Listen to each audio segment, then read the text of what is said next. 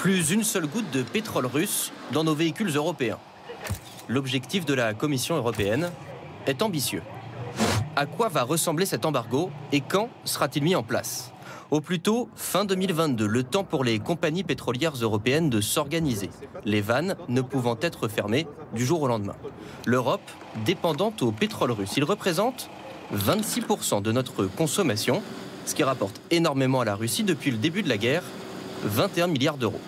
Mais mettre fin à cette dépendance ne sera pas sans conséquences, et notamment pour nous, Français.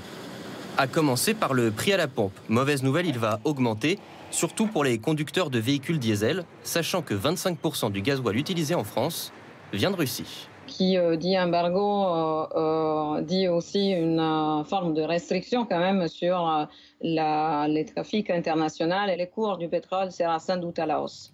Quelle hausse? Trop tôt pour le dire. En revanche, rassurez-vous, pas de pénurie à l'horizon, des stocks d'État permettent d'assurer au moins 3 mois de consommation.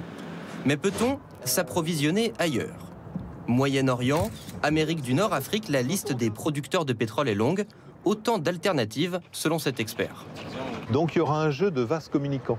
C'est-à-dire que le produit pétrolier que la Russie ne peut plus vendre en Europe, elle essaiera de le vendre en Chine, en Inde, ce qui libérera des produits d'autres origines achetés par la Chine et l'Inde qui pourront eux venir en Europe. Mais cela va prendre du temps.